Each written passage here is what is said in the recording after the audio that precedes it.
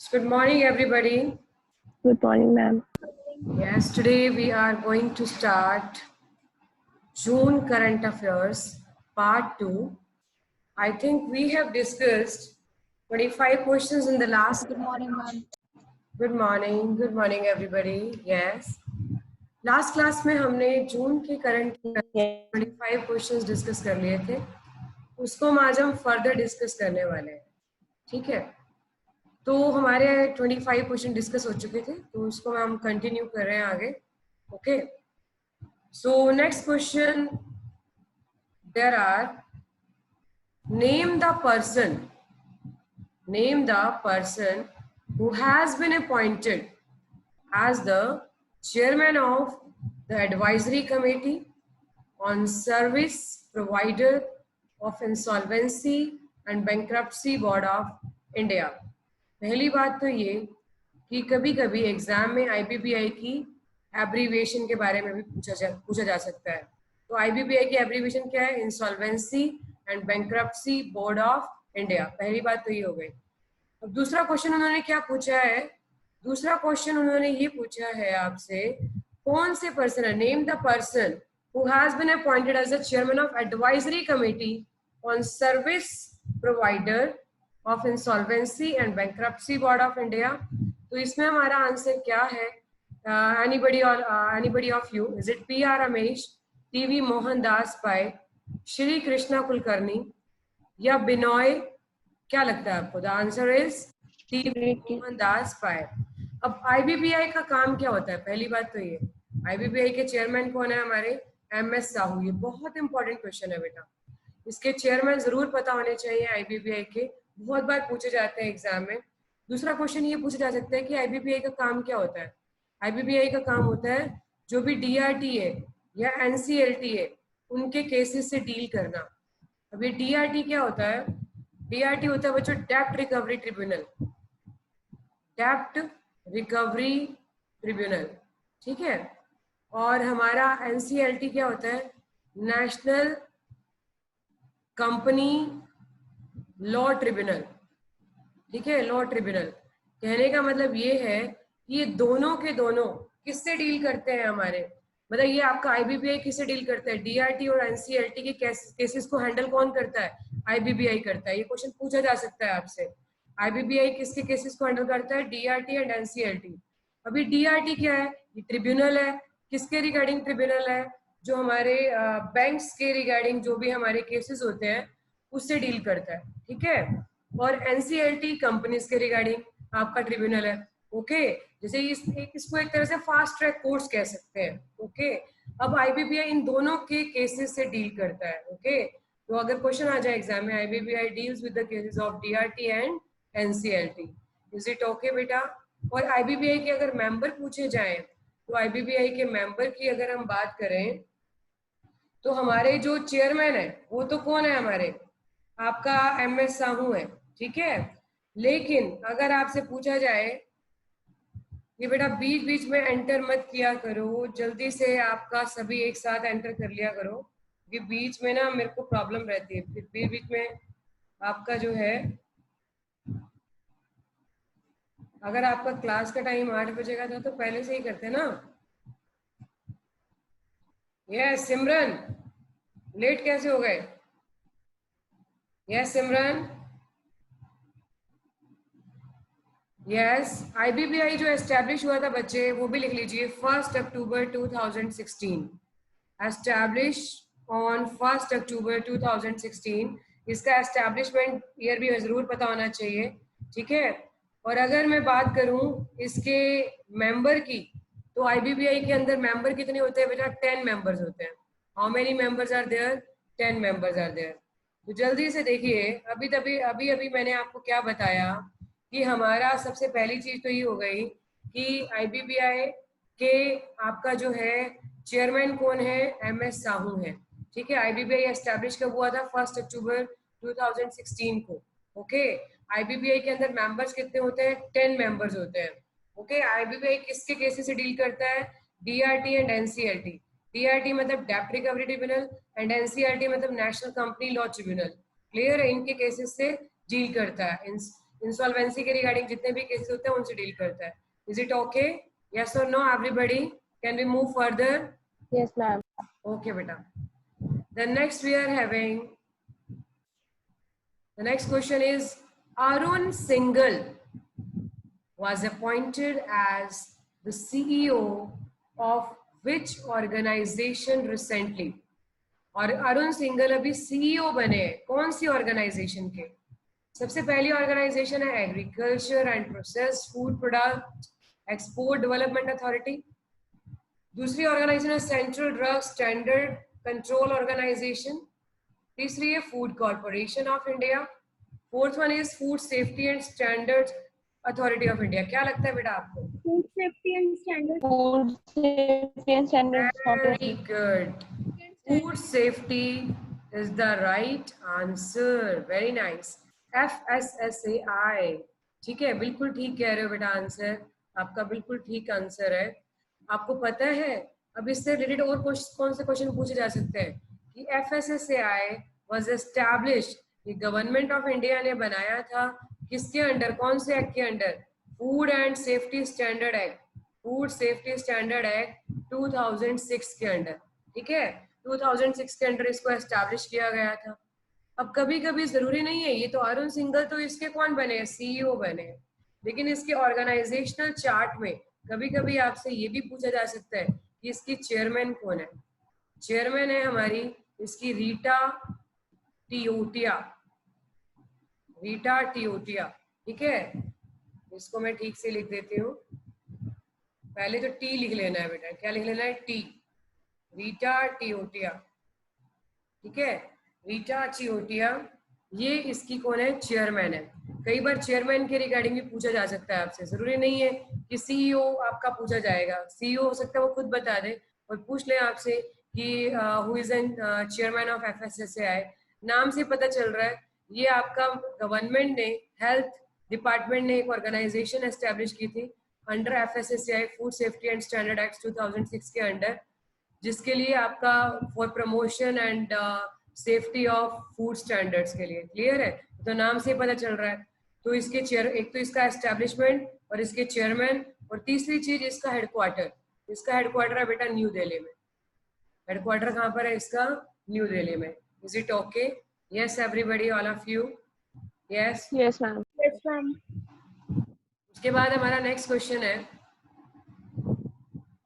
who is the only cricket player featured in the Forbes top 100 highest paid athletes of 2020? कौन है? विराट कोहली. विराट कोहली. बिल्कुल ठीक कह रहे हो बेटा, Virat Kohli is the right answer. लेकिन एक चीज और बड़ी इंपॉर्टेंट, फर्स्ट नंबर. टॉप किसने की है? रोजर फेडरर ने. अब रोजर फेडरर, विराट कोहली के बारे में तो हम जानते हैं, इन सब के बारे में जानते हैं. All are the cricketers. Lawn tennis player. Roger Federer. Lawn tennis. कह रहे हो? हाँ बिल्कुल ठीक कह रहे हो. किस गेम से बिलोंग करते हैं? लॉन टेनिस से. दूसरी चीज ये पूछी जा सकती है आपसे कि Roger Federer belongs to which country? Roger Federer belongs to Switzerland. ठीक है, Roger Federer belongs to Switzerland. अब तीसरा क्वेश्चन ये बहुत इंपॉर्टेंट है इसमें कि आप जानते हो जो रोजर फेडरर है, रोजर फेडरर ने कितने ग्रैंड स्लैम्स विन किए? Roger Federer has one 20 grand slam. 20 grand slam win किए इन्होंने. ये इनका अब तक का रिकॉर्ड है बेटा. ठीक है, ये वर्ल्ड रिकॉर्ड है हमारा. पहली बात तो ये बेटा कि हमारा जो है जो आपके पूछा जाएगा आपसे, पहले तो ये लिस्ट पूछी जाएगी. ये लिस्ट में आपका जो है किसको ऐड किया गया इंडिया से? That is Virat Kohli. और टॉप किसने किया? रोजर फेडरर ने. अब ये भी पूछा जा सकता है, इनका तो पता है हमारे को क्रिकेटर है, लेकिन ये भी पूछा जा सकता है Roger Federer belongs to which game? Lawn tennis. कौन सी कंट्री से है? स्विट्जरलैंड से है. कितने ग्रैंड स्लैम विन किया? रिकॉर्डेबल बेटा 20 ग्रैंड स्लैम्स वन. मैंने बताया था ना हमारे 4 ग्रैंड स्लैम्स होते हैं मेनली. सबसे पहले ऑस्ट्रेलियन ओपन, देन हमारा क्या होता है आपका जो है फ्रेंच ओपन, देन हमारा क्या होता है विंबलडन ओपन. ठीक है, विंबलडन के बाद क्या होता है? US open. ठीक है, ये 4 ग्रैंड स्लैम होते हैं. ये भी मैं बहुत बार बता चुकी हूँ. ऑस्ट्रेलियन ओपन हार्ड कोर्ट के ऊपर खेला जाता है. US ओपन भी हार्ड कोर्ट के ऊपर खेला जाता है. फ्रेंच क्ले कोर्ट के ऊपर खेला जाता है. विंबलडन ग्रास कोर्ट के ऊपर खेला जाता है। इज इट ओके बेटा? यस। मैम थर्ड पे क्या लिखा है? क्या बच्चे? थर्ड पे क्या लिखा है? थर्ड पे बच्चा लिखा है विंबलडन, विंबलडन, विंबलडन बेटा। ये जब हमने टर्म्स एंड ट्रॉफीज का एक टॉपिक किया था तो मैंने आपको बताया था कि we are having 4 grand slams. Okay, बताया था ना बेटा मैंने आपको? यस। Yes ma'am. ओके बेटा। मैम फर्स्ट पे क्या लिखा है? गोल्ड वाला। क्या बच्चे? फर्स्ट पे लिखा है बेटा ऑस्ट्रेलियन ओपन, ऑस्ट्रेलियन ओपन लिखा है बेटा, ठीक है? ओके। ओके बच्चे, उसके बाद देखिए then next we are having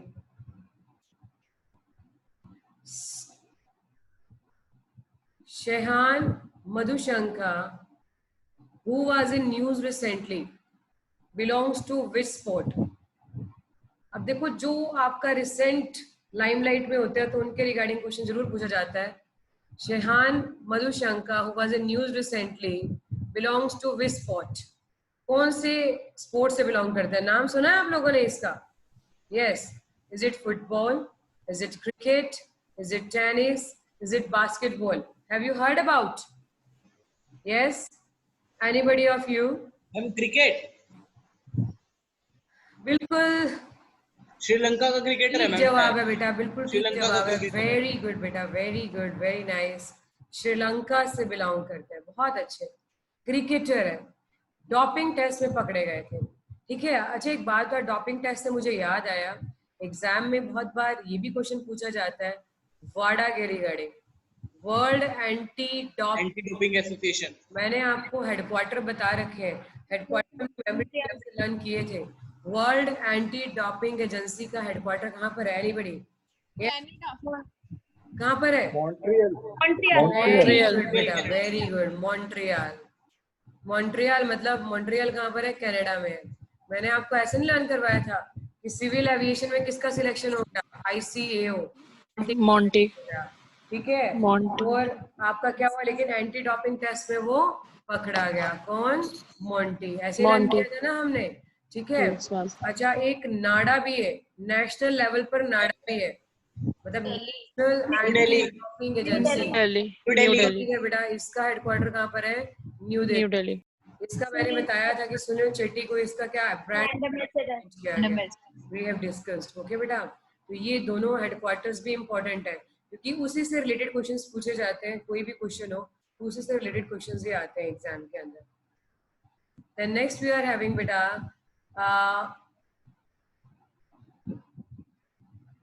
which organisation, हमारा आंसर ही आ चुका है, ठीक है? विच organisation is organizing the My Life My Yoga contest along with the Ayush Ministry? तो आंसर आपके सामने है, Indian council of cultural relations. लेकिन हमारा पूछा क्या जा सकता है? पूछा ये जा सकता है, पहली बात तो ये हो गई कि ये तो हमें पता चल गया कौन सी ऑर्गेनाइजेशन ये ऑर्गेनाइज कर रही है, my life my yoga contest along with Ayush ministry, Indian council of cultural relations. ये तो चलो ठीक हो गया, लेकिन अभी आयुष की अब ये पूछा जा सकता है इंटरनेशनल योगा डे कब मनाते हैं? 21 जून। योगा डे हम मनाते हैं आपका जिस दिन हमारा समर सोल्स्टाइस होता है, 21 जून को मनाते हैं, जिस दिन हम सोल्स्टाइस डे भी मना रहे हैं। सोल्स्टाइस डे भी मना रहे हैं, ये कब से मना रहे हैं? 2019 से मना रहे हैं। अब एक आपके माइंड में क्वेश्चन आ रहा होगा, what do you mean by solstice? Yoga day तो हमें समझ में आ रहा है बेटा, सोल्स्टाइस का मतलब होता है ये हमारे साल का सबसे बड़ा दिन होता है। अभी हमारा मंडे से ज्योग्राफी शुरू होने ही वाला है, तो हम एक एक चीज को बहुत अच्छे से क्लियर करेंगे, लेकिन मैं अभी वैसे ही नॉलेज के लिए बता देती हूँ। सोल्स्टाइस का मतलब होता है, सोल मतलब सन, स्टाइस मतलब नियर। जब हमारा sun is nearer by the earth, जब सन जो है हमारा अर्थ के नियरेस्ट पॉइंट पे होता है तो उसको बोलते हैं सोल्स, मतलब लंबे समय तक स्टिल रहता है, एक लॉन्गर टाइम तक स्टिल रहता है हमारा अर्थ के ऊपर, तो उसको बोलते हैं सोल्स्टाइस। ठीक है, ये साल का सबसे बड़ा दिन होता है बेटा हमारा। 21 जून हमारे साल का सबसे बड़ा दिन होता है और सनलाइट लंबे समय तक स्टिल रहती है किसके ऊपर? मतलब सनलाइट डायरेक्टली पड़ती है ट्रॉपिक ऑफ कैंसर के ऊपर, जैसे हमारी ये अर्थ है। ठीक है, बाकी तो मैं अच्छे से समझाऊंगी आपको बेटा। ये हमारी कैंसर है, ये हमारा इक्वेटर है और ये हमारा कैप्रिकॉर्न है। तो डायरेक्ट सनलाइट पड़ती है बेटा ट्रॉपिक ऑफ कैंसर के ऊपर, नॉर्दर्न हेमिस्फीयर के ऊपर। तो ये हमारा साल का सबसे बड़ा दिन होता है। इस दिन हमारा जो है जो हमारा सन है वो स्टिल रहता है ट्रॉपिक ऑफ कैंसर के ऊपर एक लंबे समय के लिए। तो ये हमारा साल का सबसे बड़ा दिन हो गया, इसमें नॉर्दर्न हेमिस्फीयर में, नॉर्दर्न हेमिस्फीयर का सबसे बड़ा दिन होता है, ठीक है। और इस दिन हम सोल्स्टाइस डे भी मनाते हैं। Is it okay? बाकी आयुष मिनिस्ट्री के बारे में तो आप जानते ही हो। आयुष की फुल फॉर्म क्या है आपका? आयुर्वेद, योगा, यूनानी, ठीक है, सिद्धि, होम्योपैथी, क्लियर है? ये मिनिस्ट्री। और आयुष मिनिस्टर कौन है? मैंने बताया था श्रीपद येसो नायक, बताया था ना, श्रीपद येसो नायक। ये हमारे कौन है? ये हमारे आपके आयुष मिनिस्टर है। ये भी हमें पता होना चाहिए। इज इट ओके बेटा? Yes, clear everybody? All clear तो नहीं है? No ma'am. ओके बेटा। The next we are having, next है बेटा हमारे सामने आपका find the first private company which has sent astronauts into the space. किसी प्राइवेट कंपनी है? Is it Air Launch, SpaceX, Kinetics, Blue Origin? What do you think? Blue origin. बिल्कुल ठीक कह रहे हो बेटा, वेरी गुड, वेरी नाइस, बहुत अच्छे, बिल्कुल ठीक है, ये SpaceX है। अब इसके रिगार्डिंग सबसे इम्पोर्टेंट थिंग क्या है हमारे पास कि किसकी कंपनी है? Billionaire entrepreneur Elon Musk. Elon Musk, SpaceX became the first private company to launch its 2 astronauts in the space aboard its 2 Crew Dragon spacecraft. अच्छा, एक बात और, अब मुझे ये बताइए कि हमारे इंडिया की स्पेस एजेंसी कौन सी है? Do you know? That is ISRO. ISRO. पहले तो इसकी फुल फॉर्म, ठीक है, Indian space research organization. Indian space research organization. आप जानते हैं इसरो का हेडक्वार्टर, इसरो चेयरमैन, ये भी बड़े इंपॉर्टेंट है, पूछे जा सकते हैं। तो इसरो के चेयरमैन कौन है? के सिवान, ठीक है। अब इसरो का हेडक्वार्टर कहाँ पर है? वो तो हम जानते ही है, बेंगलुरु। ये दोनों ही चीजें बहुत इंपॉर्टेंट है बेटा। इसरो के चेयरमैन के सिवान, इसरो का हेडक्वार्टर बेंगलुरु। ये हमारी स्पेस एजेंसी, जैसे नासा जो है, नासा हमारी यूएस की है ना, यस मैम। यूएस की है, वैसे इसरो हमारी इंडिया की है। जैसे जो ये डीआरडीओ है, DRDO and Vikram Sarabhai space centre, ये हमारी इसकी सब्सिडरी ऑर्गेनाइजेशन है। डीआरडीओ एंड वीएसएससी इसकी सब्सिडरी ऑर्गेनाइजेशन है किसकी? इसरो की। तो ये भी हमें पता होना चाहिए। अब कई बार ना आपसे नासा की फुल फॉर्म पूछ लेते हैं, तो नासा की फुल फॉर्म कोई बता सकता है? Yes, anybody? कि नासा की फुल फॉर्म में ना एक गड़बड़ होती है बच्चों से हमेशा। एरोनॉटिक्स। वो तो ठीक है, उसके आगे बताओ, मेन तो वहीं पर ही पूछा जाता है आपसे। यस, नासा की फुल फॉर्म नेशनल, देखो ये तो आपने बता दिया, ठीक है। आपका जो ये पूछा जाता है ना आपका एग्जाम में, वो ये पूछा जाता है नेशनल एरोनॉटिक्स तक तो सब ठीक बता ही देते हैं। National aeronautics space administration. Generally यहाँ पर बच्चे गड़बड़ करते हैं, आपका किसकी? नेशनल एडमिनिस्ट्रेशन स्पेस एजेंसी लगा जाते हैं। ये सबसे इंपॉर्टेंट है, ठीक है। नेशनल एरोनॉटिक्स स्पेस एडमिनिस्ट्रेशन, ये सबसे इंपॉर्टेंट पॉइंट है बेटा। इसीलिए इसकी एब्रीविएशन हमेशा इंपॉर्टेंट रहती है, पूछी जा सकती है आपसे। नेशनल मिस्टेक यहाँ पर होती है लास्ट में आकर, एडमिनिस्ट्रेशन आएगा बेटा। क्या आएगा? एडमिनिस्ट्रेशन आएगा। Is it okay? Yes everybody? Yes. NASA के चेयरमैन कौन है? इसके बेटा नासा के नासा के चेयरमैन बता देते हैं बेटा आपको। नासा के चेयरमैन है, राइट डाउन, यस, नासा के चेयरमैन लिख लीजिए, Jim, write down, Jim Bridenstine, Jim Bridenstine, ये इसके एडमिनिस्ट्रेटर है बेटा, ठीक है। जिम ब्रिडेनस्टीन ये इसके एडमिनिस्ट्रेटर है, यही संभालते हैं, ओके। जिम, जैसे हमारे यहाँ पर चेयरमैन कह देते हैं, तो like an administrator is an chairman, Jim Bridenstine. Is it clear? Yes और no? Yes, can we move further? Yes. Okay, beta. Then next we are having in collaboration with the which association the Sports Authority of India has launched India's first ever national level open online coaching program named Khelo India e-Pathshala। Sports federation. Online coaching, अभी आपको पता ही है कोविड-19 के चलते sports authority of India ने program launch किया है नेशनल लेवल पर। It's an open online coaching program, it's an open online coaching program named as, पूछा जा सकता है, नाम ही पूछा जा सकता है, किस नाम से? खेलो इंडिया ई पाठशाला। कैन यू टेल मी किस स्पोर्ट्स ऑर्गेनाइजेशन के साथ कोलैबोरेशन है? FIFA national sports federation. Very good. National Sports Federation is the right answer. Very nice बेटा। अच्छा, एक चीज और बताती हूँ मैं आपको। आप क्या जानते हैं कि हमारा, अगर मैं खेलो इंडिया की बात करूँ तो हमारे कितने खेलो इंडिया प्रोग्राम हो चुके हैं नेशनल लेवल पर? Can you tell me? Khelo India जो प्रोग्राम है हमारे इंडिया में नेशनल लेवल पर कितने हो चुके हैं अब तक हेड? Do you know? अब तक हमारे इंडिया में 3 एडिशन हेड हो चुके हैं, 3 एडिशन। सबसे पहला एडिशन जो खेला गया था ना बेटा, वो न्यू दिल्ली में खेला गया था, ठीक है। कहाँ पर खेला गया था? न्यू दिल्ली में खेला गया था खेलो इंडिया का। दूसरा एडिशन जो हमारा खेला गया था वो हमारा खेला गया था पुणे में खेला गया था।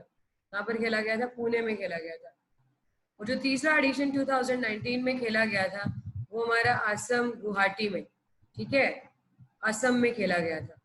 तो लास्ट हमारा कौन सा हेल्ड हुआ है? असम में हुआ है, ठीक है।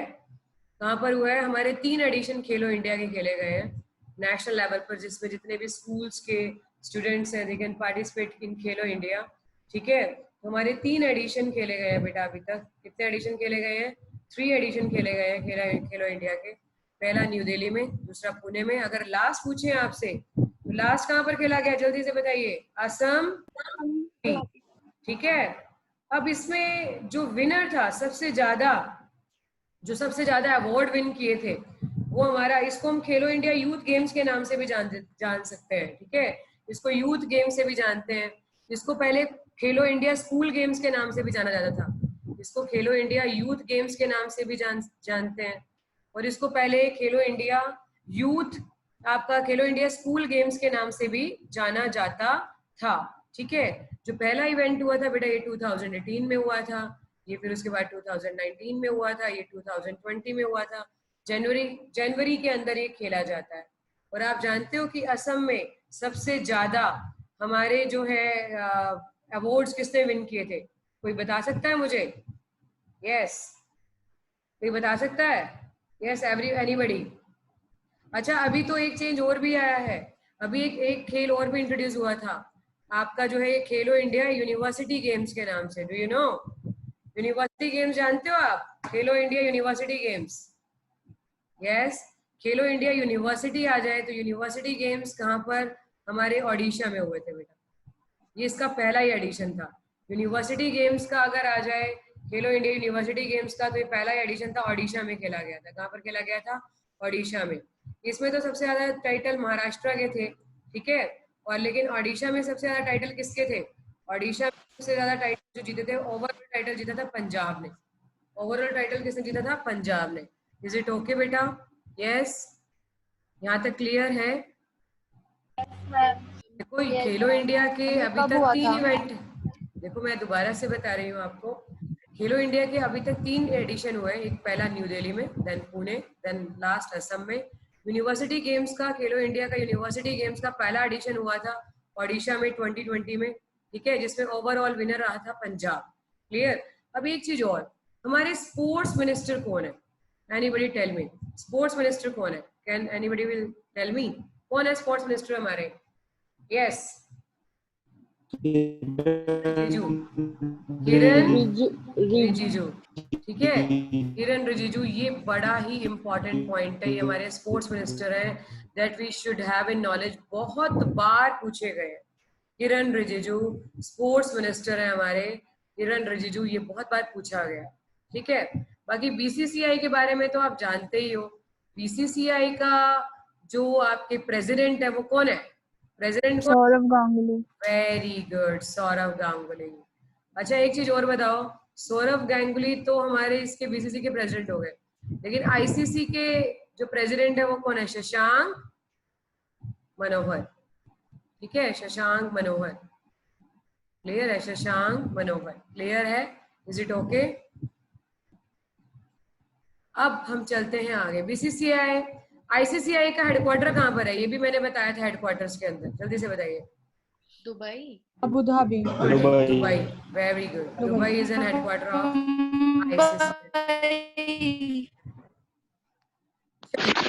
The next question we are having, ma'am आपने वो नहीं बताया कि असम में मैक्सिमम अवार्ड्स किसने विन किए थे? महाराष्ट्र बेटा, महाराष्ट्र, ठीक है। Music director.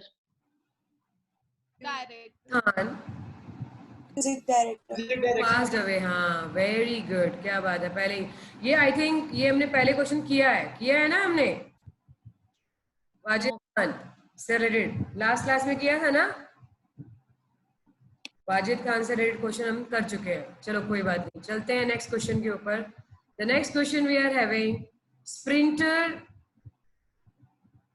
Sprinter Bobby Morrow, Olympic medalist who was in news recently, belongs to which country? Jamaica. कौन सी कंट्री से बिलोंग करते हैं? जमाइका। नाम है बॉबी, ठीक है। Is it Jamaica, Bahrain, Russia, US?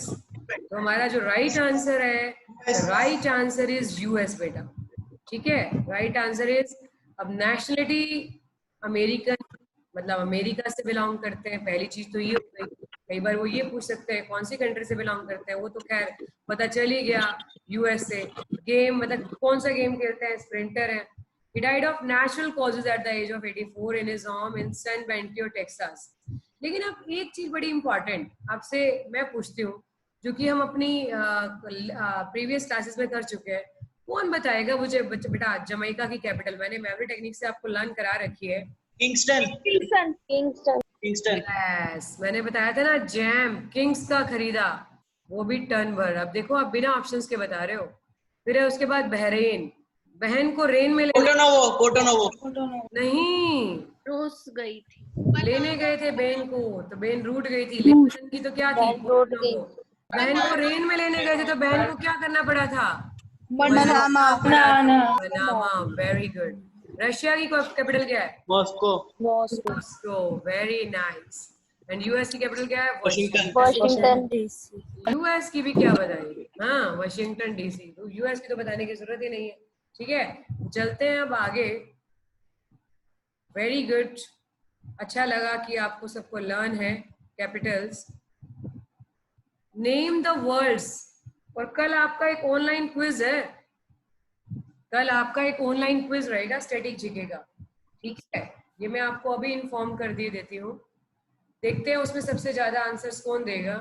जो भी सबसे ज्यादा आंसर्स देगा और करेक्ट आंसर्स देगा, आपको यूट्यूब में, जो हमारा यूट्यूब चैनल है कमल हितेश बजाज एप्टीट्यूड, उसके आपका जो कमेंट बॉक्स में जाकर आंसर्स देने होंगे आपको। लाइव क्लास होगी वो आपकी, ठीक है। नेशनल लेवल पर कोई भी उसको आपका जो है अटेंड कर सकता है।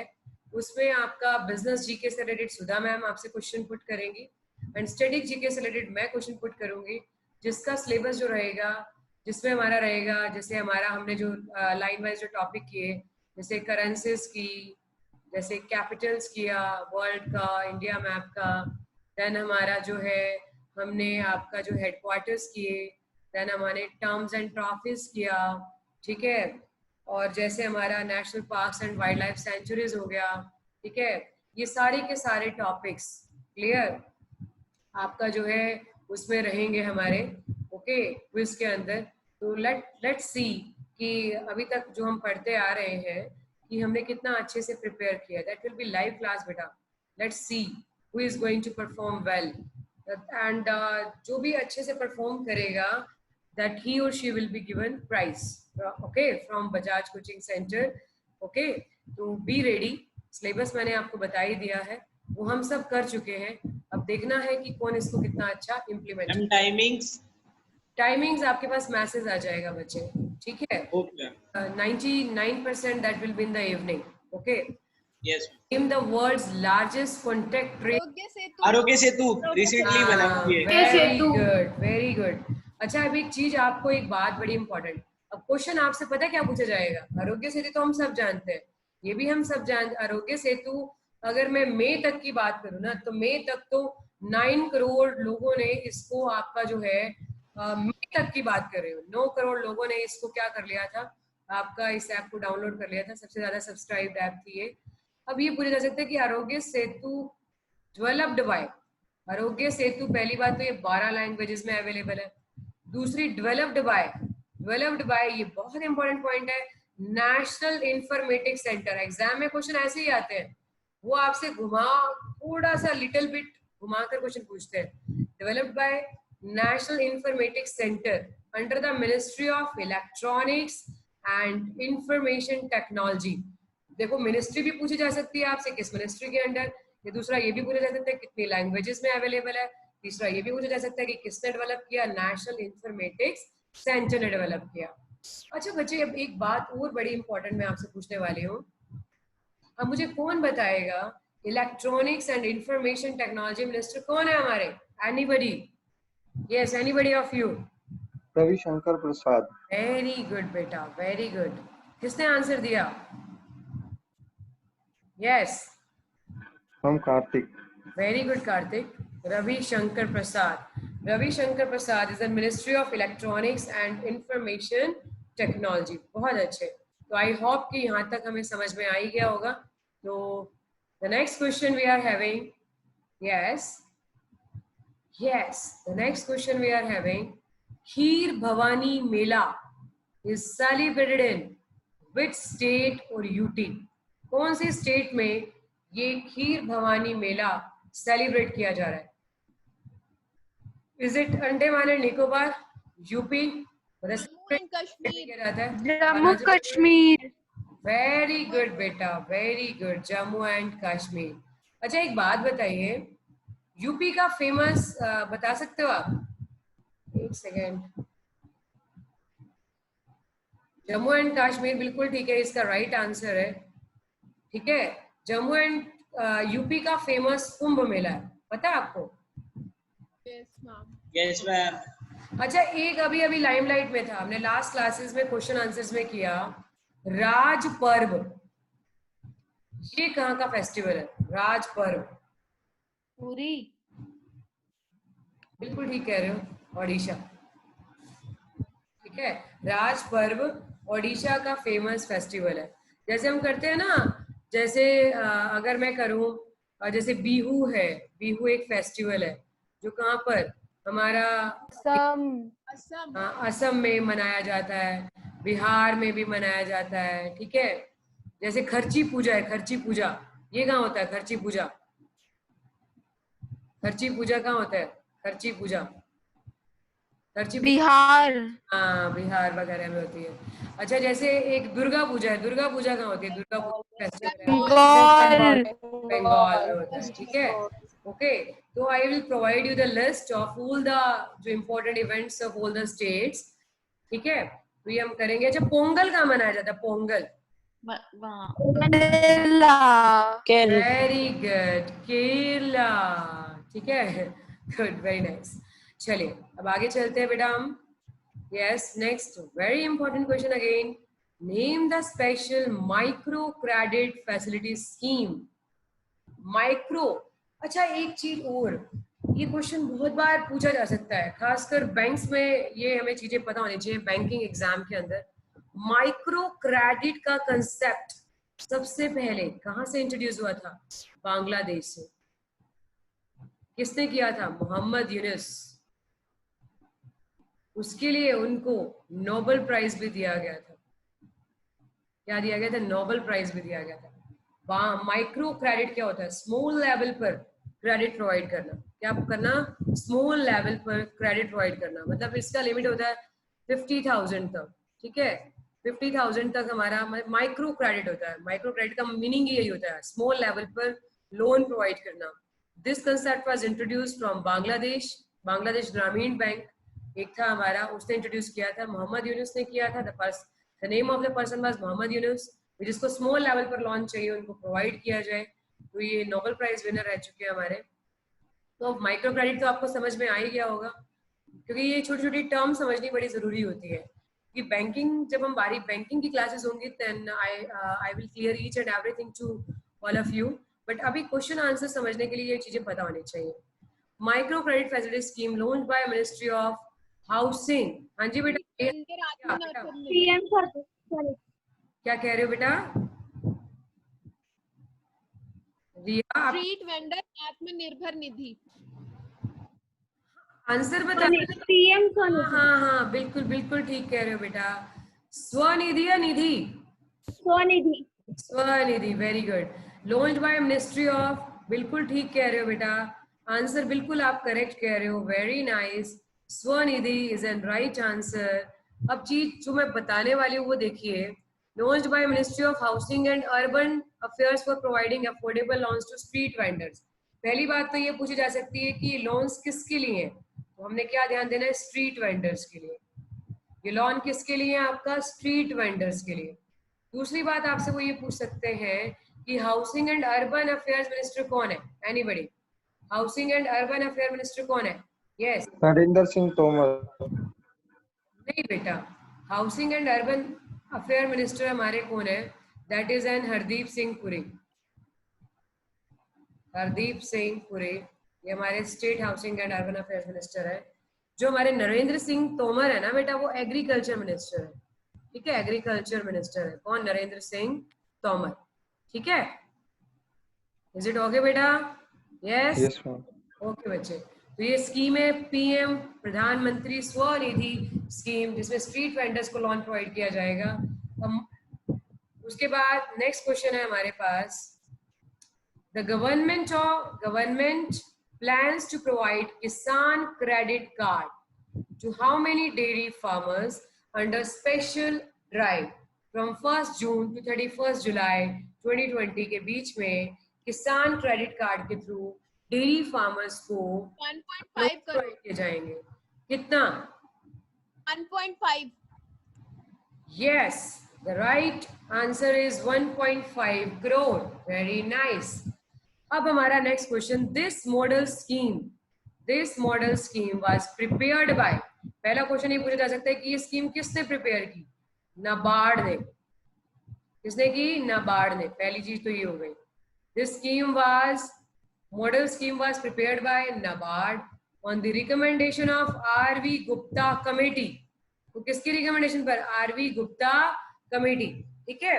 अब आपसे वो ये पूछ सकते हैं, ये तो मैं आपको लास्ट क्लास में बता ही चुकी हूँ, NABARD was established on the recommendation of which committee? Shiv Raman committee. बताया था ना मैंने आपको, शिव रमन कमेटी 1982 6 5-ईयर प्लान के दौरान, ठीक है। 6 5-ईयर प्लान के दौरान हमारा जो है 1982 में शिव रमन कमेटी की रिकमेंडेशन पर नाबार्ड एस्टैब्लिश हुआ था। नाबार्ड का हेडक्वार्टर कहाँ पर है? जल्दी से बताइए। मुंबई। Very good, Mumbai. बहुत बढ़िया, ठीक है। चलिए अब आगे चलते हैं। किसान क्रेडिट कार्ड, एक चीज और, किसान क्रेडिट कार्ड का जो आपका कंसेप्ट था इंट्रोड्यूस कब हुआ था? ये भी पूछा जाता है एग्जाम में। 1998 कब हुआ था? 1998 ये भी पूछा जाता है बेटा एग्जाम के अंदर क्वेश्चन। चले आगे, यस और नो? आज कहाँ तक कराओगे? हाँ बेटा, क्या हुआ? आज कहाँ तक कराओगे? अभी से थक गए? हाँ, 6:30 से बैठे। 6:30 से बैठे हैं, थक गए? टेस्ट भी है। Excuse me ma'am. 50 तक कर लेते हैं, ठीक है बेटा। मैम एक बार ये केसीसी का जो आपने 1998 बताया, एक बार फिर से बताना, ये वाला पॉइंट क्या बताया मैंने आपने? ये बोला कि केसीसी का जो कंसेप्ट था ये इंट्रोड्यूस कब हुआ? किसान क्रेडिट कार्ड 1998 में। ओके बेटा। यस हाँ जी, द क्रेडिट रेटिंग एजेंसी। बहुत ज्यादा हो जाए। क्या बेटा? क्या कह रहे हो बच्चे? The credit rating agency Moody's has predicted India's real GDP to contract by, अब देखो कोविड के चलते 4%. जीडीपी तो हमारी आपको पता ही है कि कॉन्ट्रैक्ट ही होनी है, बढ़नी तो क्या है हमारी, कितने परसेंट से 4%. क्लियर? 4%. अच्छा एक बात, तो मूडी हमारी क्रेडिट रेटिंग एजेंसी है. Can you tell me other credit rating agencies? Exam में पूछे जा सकते हैं और क्रेडिट रेटिंग एजेंसीज के बारे में आप जानते हो? Yes, ma'am. CRISIL. Fitch, Moody, Standard and Poor's, ये भी क्रेडिट रेटिंग एजेंसीज हैं. जैसे इंडिया में नेशनल लेवल पर क्राइसिल, इकरा, केयर, ये हमारी नेशनल लेवल की है. ठीक है, नेशनल लेवल की है. और ये हमारी इंटरनेशनल लेवल की है. ये क्रेडिट रेटिंग एजेंसीज है जो रेट करती हैं. जिसको, जैसे ये फिच, मूडी, S&P, ये तो हमारी इकोनॉमी को रेट करती है. जैसे वैसे क्राइसिल, इकरा, केयर प्रोडक्ट्स के रिगार्डिंग कंपनी से प्रोडक्ट्स को आपका रेट करती है. जैसे इसमें रेटिंग ऐसे होता है, जैसे मान लो रेटिंग होता है ना, जैसे हम कहें कि AAA है तो बढ़िया है, AA है तो उससे कम है, A है तो उससे कम है, BBB है तो उससे कम है, BBB माइनस है तो उससे कम है. इस तरह से रेटिंग्स होती है इसमें. ठीक है बेटा, ऐसे होते हैं. क्रेडिट रेटिंग एजेंसीज के बारे में हमें पता होना चाहिए. जीडीपी की डेफिनेशन तो मैं आपको पहले से ही बता चुकी हूँ. अगर इसका फॉर्मूला लिखें तो C+I+G+X माइनस बताया था ना मैंने आपको. Consumption plus investment plus government expenditure plus export minus import. Import. तो ये जीडीपी का फॉर्मूला रहता है. और जीडीपी को अगर डेफिनेशन वाइज करें तो क्या होता है? Income goods and services produce within the boundary of the nation. Okay बेटा. The next we are having PM Narendra Modi appointed a committee. बहुत important है बेटा ये question. To solve the difficulties in the implementation of ₹3 lakh crore collateral free loan MSME. पहले तो मुझे ये बताओ collateral free loan का मीनिंग क्या होता है? कोई बताएगा मुझे? बिना सिक्योरिटी के जिसमें कोई गारंटी नहीं देती बैंक को, कोई ऐसे note. Very nice, very nice. Collateral free loan मतलब विदाउट सिक्योरिटी, जिसमें कुछ गिरवी नहीं रखा जा सकता. ठीक है, तो कितने तक का? 3 लाख करोड़ अनाउंस किया है. किसके लिए? MSME के लिए. पहले तो मुझे MSME की डेफिनेशन बताइए बेटा. MSME micro small and medium Micro, small, medium. Very good. Micro, small and medium. अब इसकी डेफिनेशन इन्वेस्टमेंट की चेंज हो चुकी है, तो वो मैं अभी आपको बताती हूँ. पहले तो मुझे ये बताओ कि कौन सी कमेटी फॉर्म्ड आउट हुई है, कौन हेड करेंगे इस कमेटी को MSME लोन के 3 लाख करोड़ तक का जो आत्मनिर्भर अभियान है उसमें 20 अनाउंस किया गया है 3 लाख करोड़ MSME के लिए. तो कौन है इसके? जल्दी से बताइए. Nirmala Sitharaman. नहीं बेटा, the answer is Rajnath Singh. Nirmala Sitharaman ने, आपका जो है फाइनेंस मिनिस्टर है, उनकी देख रेख में सब चल रहा है, लेकिन कमेटी के हेड है राजनाथ सिंह. कौन सी मिनिस्ट्री है राजनाथ सिंह के पास? जल्दी से बताइए. Defence. Defence minister. Amit Shah तो पता ही है, होम मिनिस्टर है. Home minister. ये हमारी फाइनेंस के साथ और कौन सी मिनिस्ट्री इनके पास है? जल्दी से बताइए. फाइनेंस के साथ और कौन सी मिनिस्टर है निर्मला सीतारमन के पास? Corporate affairs. Corporate affairs. ठीक है. अच्छा एक बात बताओ, प्रकाश जावड़ेकर कौन से मिनिस्टर है? एनवायरमेंट. ठीक है, एनवायरमेंट मिनिस्टर है. क्लियर है? ओके. Yes ma'am. मैं MSME की जरा डेफिनेशन बता दूं कि MSME में डिफरेंस क्या होता है. This is an definition revise limit. पहले क्या होता था? 2 सेक्टर थे, manufacturing and services sector. Manufacturing में अगर 25 लाख तक का इन्वेस्टमेंट था तो माइक्रो कंसीडर करते थे. 25 लाख से ऊपर और 5 करोड़ तक था, मतलब 25 लाख से लेकर 5 करोड़ तक था तो उसको स्मॉल कंसीडर करते थे. और अगर 5 करोड़ से अबव था एंड 10 करोड़ तक था तो उसको मीडियम कंसीडर करते थे. और सर्विस सेक्टर में 10 लाख तक था तो आपका माइक्रो. स्मॉल के लिए 10 लाख से 2 करोड़ और मीडियम के लिए 2 करोड़ से 5 करोड़. लेकिन अभी इसकी डेफिनेशन चेंज कर दी गई है. अभी क्या किया गया बेटा? अभी इसे मैन्युफैक्चरिंग एंड सर्विसेज में उन्होंने एक सिंपल डेफिनेशन बता दिया बेटा इसकी, कि माइक्रो कंसीडर करेंगे अगर इन्वेस्टमेंट 1 करोड़ से कम है. ठीक है, और मतलब 1 करोड़ तक है और आपका या टर्नओवर 5 करोड़ तक है तो उसको माइक्रो कंसीडर करेंगे, वेदर इट इज मैन्युफैक्चरिंग और वेदर इट इज सर्विसेज.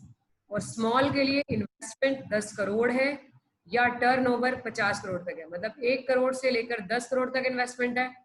और आपका जो या इसको क्या कंसिडर करेंगे, या टर्नओवर 5 करोड़ से 50 करोड़ तक है तो उसको स्मॉल कंसिडर करेंगे। और मीडियम किसको कंसिडर करेंगे, जिसकी इन्वेस्टमेंट अगर 10 करोड़ से लेकर 20 करोड़ तक है, 10 मोर देन 10 करोड़ से लेकर 20 करोड़ तक है, उसको कंसिडर करेंगे। या टर्नओवर 50 करोड़ से ज्यादा और 100 करोड़ तक है तो उसको कंसिडर करेंगे। नोट इट डाउन बेटा, this is very important. Okay बच्चे, this is all very important बेटा, ये हमें पता होनी चाहिए, एग्जाम में पूछी जा सकती है।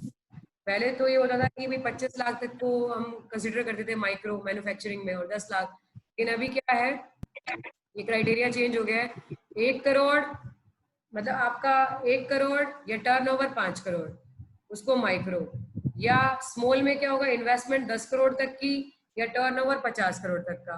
ठीक है, मतलब इसको डबल करते जाओ, पहले 1 से शुरुआत करनी है, ठीक है, फिर 10 और 20। और अगर टर्नओवर की बात करें तो टर्नओवर की बात करें तो हमारा क्या है, टर्नओवर की बात करें तो बेटा क्या हो जाएगा हमारा, टर्नओवर हमारा हो जाएगा आपका 5 करोड़, 5 से फिर 50 एंड 50 से 100 करोड़, इसको डबल कर लेना है। ठीक है बेटा, इज इट ओके? यस और नो? यस ओके बच्चे, प्रकाश जावड़ेकर कौन से मिनिस्टर हैं? क्या कह रहे हो बेटा? प्रकाश जावड़ेकर कौन से मिनिस्टर हैं? एनवायरमेंट मिनिस्टर बेटा, environment minister. Okay ma'am. Classification बहुत इंपॉर्टेंट है, पूछी जाती है। एमएसएमई आपका जो है स्टार्टिंग जो है एस्टैब्लिश हुआ था, इसका एक्ट था 2006, कब एस्टैब्लिश हुआ था 2006, तो इसको इसी साल मॉडिफाई किया गया इसकी इन्वेस्टमेंट लिमिट्स में। तो ये एग्जाम के पॉइंट ऑफ व्यू से बहुत इंपॉर्टेंट है आपका micro small and medium enterprises के लिमिट्स। ओके बच्चे, तो हम चलते हैं नेक्स्ट क्वेश्चन के ऊपर। आई होप कि यहाँ तक हमें समझ में बस आज क्या बेटा? एक्चुअली बहुत है। मेंबर्स 50 से पहले मेरा बस नहीं होने वाला है। मैम टेस्ट भी है सुबह से If anybody want to exit, there is no problem from my side. Okay बेटा? मैम एक सेकंड। या मैम हाँ जी, सुनो बच्चों, जब क्लास खत्म होगी उसके बाद आधे घंटे का ब्रेक मिलेगा, कोई बात नहीं, फिर 50 पूरे कर लो, ठीक है? आधे घंटे का ब्रेक मिलेगा, उसके बाद टेस्ट होगा, कोई इशू नहीं है। अगर मान लो 9:15 खत्म होती है, मैम कितनी देर लगेगी? 15 मिनट लग जाएंगे? 5-10 मिनट में कंप्लीट कराते हैं अगर इनको। जैसे ही खत्म हो गए उसके बाद आधे घंटे का, चलो 10 बजे शुरू कर लेंगे टेस्ट, कोई बात नहीं, कोई इशू नहीं, टेंशन ना लो, 10 बजे शुरू कर लेंगे। सर पर आप जल्दी भेज देना जिसको जल्दी करना होगा तो। हाँ कोई बात नहीं, मैं भेज दूंगा। और 10 से 12:30 वैसे टेस्ट है, ठीक है? मतलब सर इसमें नहीं होगा, मतलब हमें वैसे घर बैठ के उस पे करना हाँ है? जी, हाँ जी, हाँ जी करना है, लेकिन उसके बाद फिर हम मिलेंगे, उसके बाद नंबर वगैरह। Okay sir. ओके। यस, तो हमारा नेक्स्ट क्वेश्चन है, what is the rank of India in countries global ranking of startup ecosystem? Global ranking of startup ecosystem report released by startup blink, topped by, जैसे इसको top किसने किया? United states ने। पहली बात तो ये है कि इसको टॉप किसने किया इस लिस्ट को? यूएस ने। दूसरी इंपॉर्टेंट चीज क्या ध्यान में रखनी है कि किसने रिलीज किए? Startup blink. ये पूछे जाते हैं क्वेश्चन एग्जाम के अंदर। अब इंडिया की रैंक क्या है हमारी स्टार्टअप इकोसिस्टम? यस, बड़े जो हमारे इंडिया की रैंक है बेटा, दैट इज 23 बेटा। इंडिया की रैंक हमारी 23 है बेटा। ये हमारा रिसेंट आपका जो है आपका इंडेक्स है, ये बहुत इंपॉर्टेंट है, पूछा जा सकता है। अब रिसेंट इंडेक्सेस में एक इंडेक्स और बड़ा इंपॉर्टेंट है। अगर मैं आपको बोलूं वर्ल्ड हैप्पीनेस इंडेक्स, मैंने आपको बता रखा है इंडेक्स, वर्ल्ड हैप्पीनेस इंडेक्स में पहली बात तो इसको प्रेजेंट कौन करता है? यूएन करता है। इंडिया की रैंक कितनी है जल्दी से बताइए? फिनलैंड। नहीं, फिनलैंड तो टॉप है। इंडिया की रैंक कितनी है ये पूछ रही हूँ मैं आपसे। इंडिया की रैंक 140 से ऊपर है, 140। टॉप किया है फिनलैंड ने। टॉप किसने किया था? फिनलैंड। ठीक है, अच्छा मैंने आपको इंडेक्सेस में एक और भी चीज बताई थी, आपका वर्ल्ड कॉम्पिटिटिव इंडेक्स बताया था ना, ये आपका global competitive index. Global competitive index कौन प्रेजेंट करता है जल्दी से बताओ? World economic forum. बाकी तो रिसेंट इंडेक्स तो हम करंट अफेयर करते ही रहेंगे। वर्ल्ड इकोनॉमिक फोरम, उसमें इंडिया की रैंक कितनी है? 68। 68। टॉप कौन है? सिंगापुर। सिंगापुर, क्या बात है, वेरी गुड, वेरी नाइस, बहुत अच्छे। अच्छा एक चीज, एक इंडेक्स और कर लेते हैं, ह्यूमन डेवलपमेंट इंडेक्स। कौन प्रेजेंट करता है human development index? UNDP UNDP very good. क्या रैंक है इंडिया की? 129 129, बहुत अच्छे। और हमारा टॉप कंट्री कौन है? जल्दी। Norway very good, Norway is and top. Norway. ठीक है, बहुत अच्छे, बहुत अच्छे, वेरी नाइस। चलिए जरा अब आगे चलते हैं। इंडेक्सेस की बात जरा हो गई, ये भी पता चल गया कौन किसको रिलीज करता है। Which ministry has released the e-booklet titled 1 Year of Modi? 1 Year of Modi towards a self-reliant India. 1 Year of Modi towards self-reliant India. तो कौन सी मिनिस्ट्री ने ये बुक लॉन्च किया है? Is it Human Resource HRD? Development, हाँ? C HRD. The right answer is बिल्कुल ठीक, ministry of information and broadcasting. कौन है minister information and broadcast minister? जल्दी से बताओ। प्रकाश जावड़ेकर। हाँ, Prakash Javadekar, very good. Home affair minister तो आपको पता ही है, अमित शाह। एचआरडी कौन है? एचआरडी रमेश पोखरियाल निशंक। ये तो मिनिस्टर हमें जरूर से जरूर पता होने चाहिए, Ramesh Pokhriyal Nishank. Corporate affair minister मैंने अभी बताया, निर्मला सीतारमन। ठीक है, ये तो हम डिस्कस कर ही चुके हैं। The next question we are having, that is on the screen. Yes, name the portal which was launched by Prime Minister Modi to help the smaller MSME by resolving their grievances and complaints received on the portal. क्या कौन से portal के नाम से launch किया PM Modi ने? Smaller MSME, जो small level के micro small and medium enterprises हैं, उनकी ग्रीवेंसेस को सॉल्व करने के लिए, उनकी कंप्लेंट्स को सॉल्व करने के लिए, उसका आपका पोर्टल का नाम क्या है? Anybody of you? Saras of champion, Saras. क्या लगता है आपको? सरस Yes, the right answer is champions. हाँ जी, सार्थक Sachdeva, you have raised your hand. सार्थक, सार्थक बेटा आप,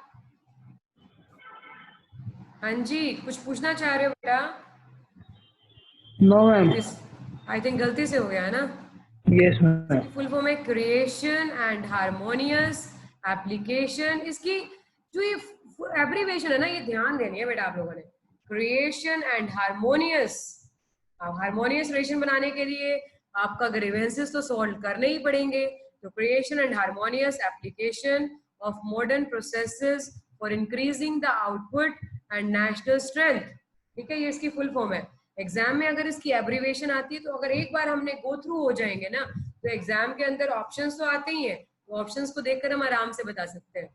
रटाफिकेशन लगाने करने की जरूरत नहीं है, एग्जाम में ऑप्शंस रहते हैं, एक बार गो थ्रू होना बहुत जरूरी रहता है बेटा। ठीक है, चलिए अब आगे चलते हैं। हमारा नेक्स्ट क्वेश्चन है हमारे पास। Yes, which ministry has launched e Paisa portal? Paisa portal किसने लॉन्च किया? Yes, is it ministry of home affairs, health and affairs, family affairs, social justice या हाउसिंग एंड अर्बन अफेयर्स? क्या लगता है आपको किसने किया होगा? अब फाइनेंस मिनिस्ट्री तो है नहीं इसमें, जो आपका मैं बता देती हूँ। फाइनेंस मिनिस्ट्री नहीं है तो क्या लगाओगे आंसर? यस, अगर एग्जाम क्वेश्चन रहता तो क्या लगाते हैं? The right answer is housing and urban affairs. PAISA की फुल फॉर्म बहुत इंपॉर्टेंट है बेटा, बहुत important. Portal 4, affordable credit, affordable credit and interest subvention access. Interest subvention समझते हैं? सबवेंशन मतलब जैसे मान लीजिए गवर्नमेंट सब्सिडीज देती है, सब्सिडी समझते हैं ना आपको?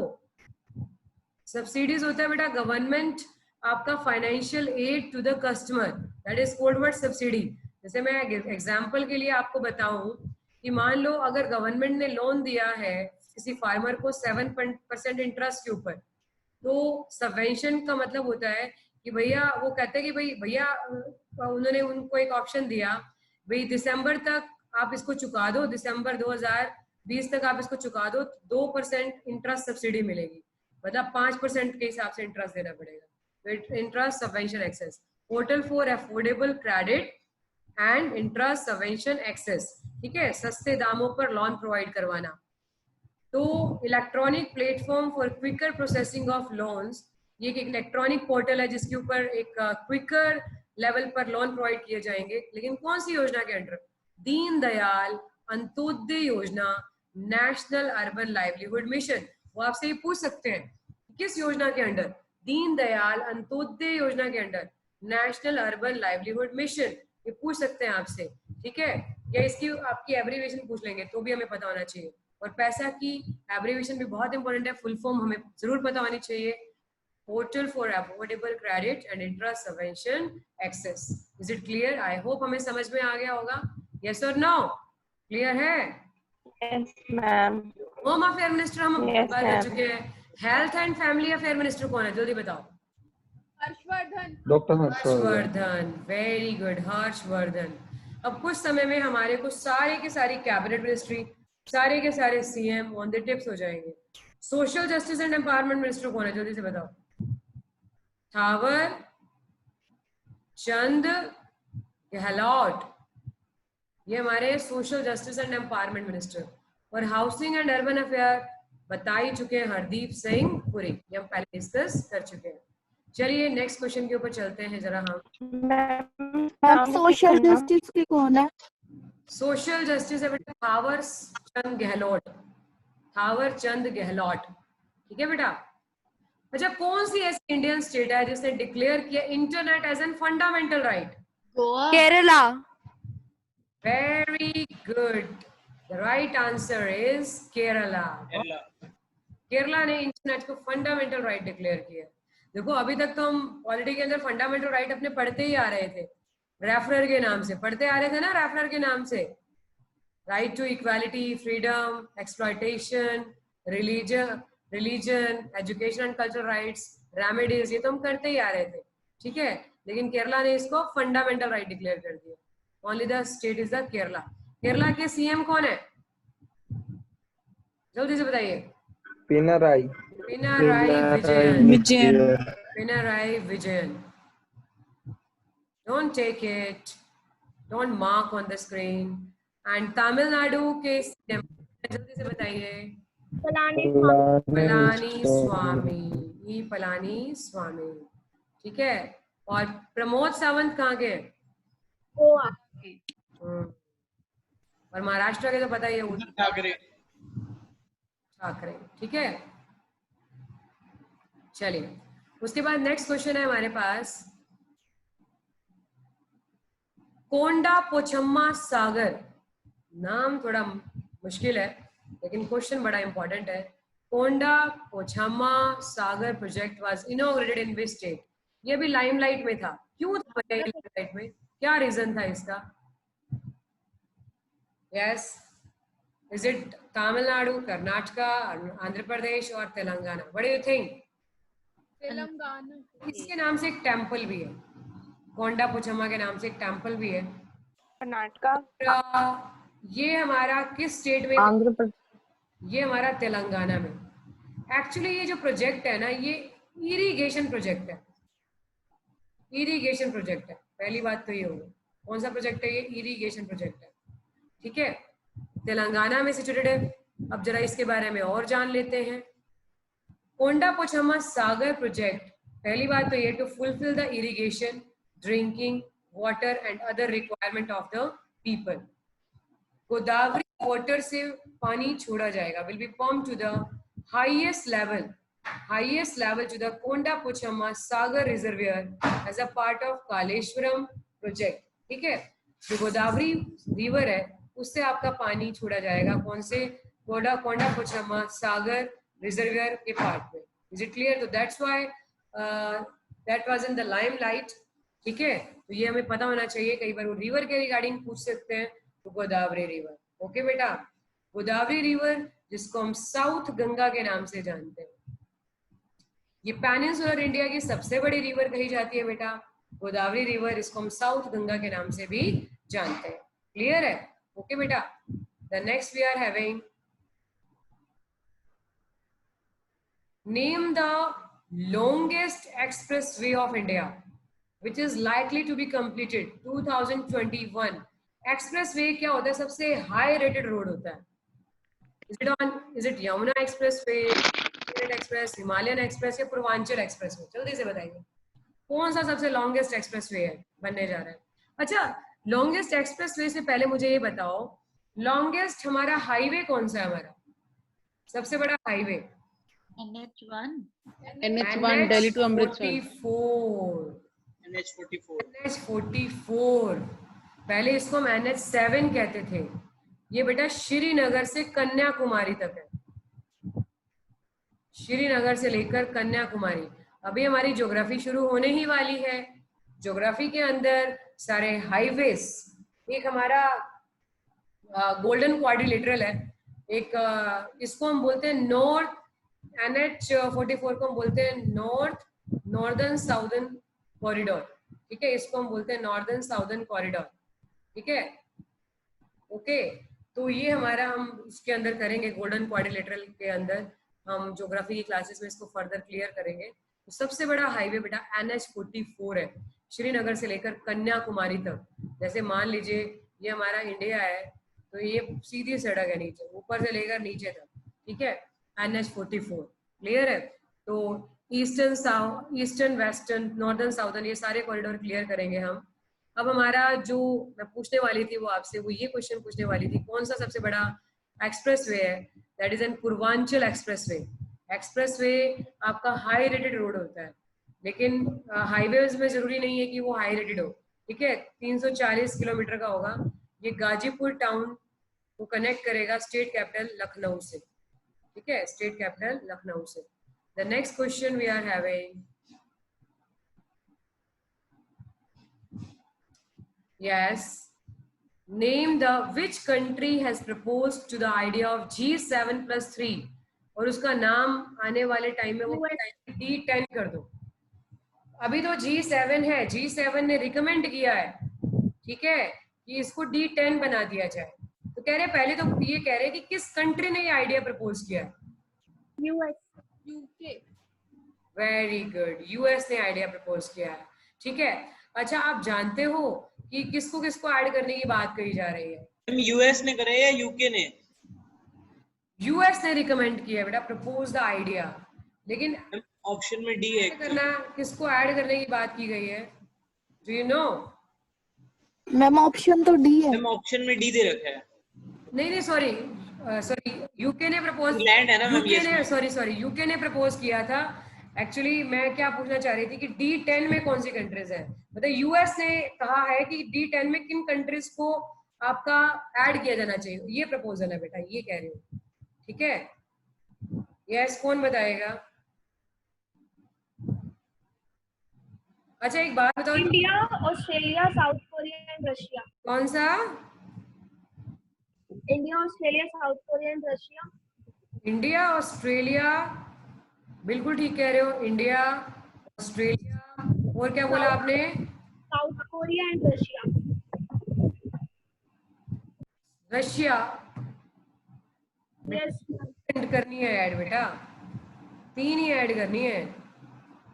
प्रपोजल रखा है, बिल्कुल ठीक कह रहे हो. ठीक है. अच्छा, एक बात बताओ पहले तो मुझे ये बताओ, बाद में इसको करते हैं. पहले तो मुझे बताओ G7 में कंट्रीज कौन कौन सी हैं, जल्दी बताओ. Germany, Britain, France, Canada, USA, Japan and Italy. देखो, मैंने इसका एक तरीका बताया था आपको, जग की फिकर में आर को निकाल दो, बताया था मैंने आपको. ठीक है मैम, रशिया क्योंकि अभी ऐड हुआ है. ठीक है, इसको ऐसे लर्न करना है.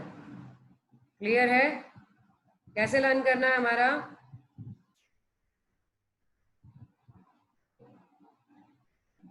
जापान, दूसरी कौन सी हो गई? यूएस. जर्मनी. तीसरी कंट्री कौन सी हो गई? जर्मनी. फ्रांस. और चौथी कंट्री कौन सी हो गई? France. Then we are having India. India कहाँ से आ गया? इटली. इटली. हाँ. इंडिया कहाँ से आ गया? इटली के बाद कौन सा हो गया हमारे पास?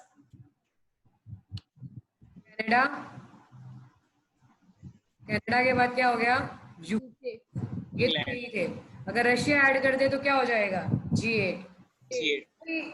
ऐड करने की बात कही जा रही है south Korea, Australia and India. ठीक है, तो अब हमारे को क्लियर में अच्छे से समझ में आ गया होगा। ठीक है, उन्होंने कहा है कि Australia, south Korea and India, ये डेमोक्रेटिक, अगर हम इनको ऐड करें तो D10 बन सकता है। क्या बन सकता है हमारा? D10। क्लियर है, इनको ऐड करने की बात की गई है। तो G7 अगर रशिया मिला दे तो G8 हो जाएगा। देखो G7 तो मैंने आपको पूरी स्टोरी जो नेशनल एंड इंटरनेशनल ऑर्गेनाइजेशंस का हमने किया था, तो उसमें मैंने आपको ये पूरा बताया था G7 के बारे में कि ऑयल क्राइसिस के बाद 1973 में, ऑयल क्राइसिस के बाद एस्टैब्लिश हुआ था। 1975 इसका एस्टैब्लिशमेंट ईयर है। फिर 1990 आपका 8 में रशिया ऐड कर दिया गया था। फिर उसके बाद G20 बना दिया गया था इसको। अगले ही साल इसमें रशिया ऐड कर दिया गया था। अगर इसमें रशिया मिला दे तो G8 हो जाता है बेटा। अभी ना 2014 के अंदर ना रशिया को एग्जिट कर दिया गया था, रशिया को निकाल दिया गया था।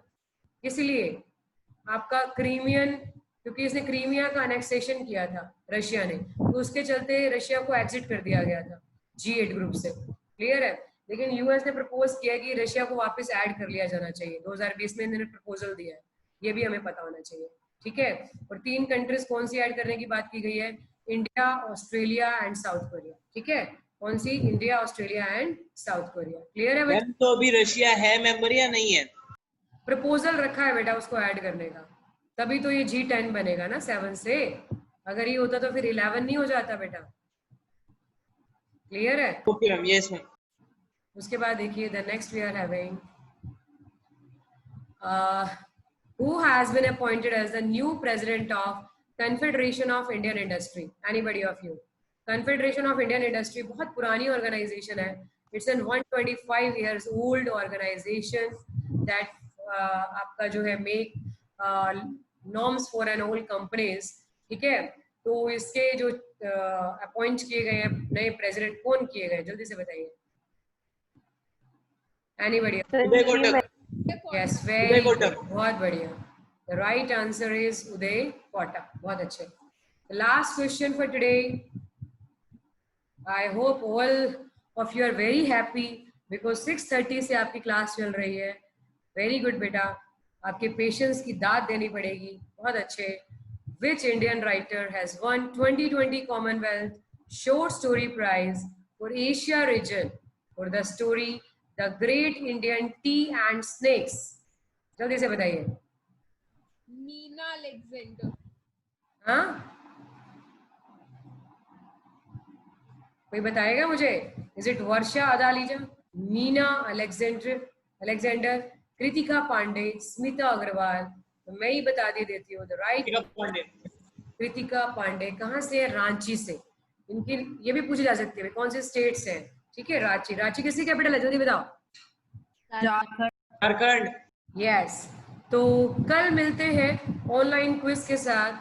There will be an online quiz on YouTube live.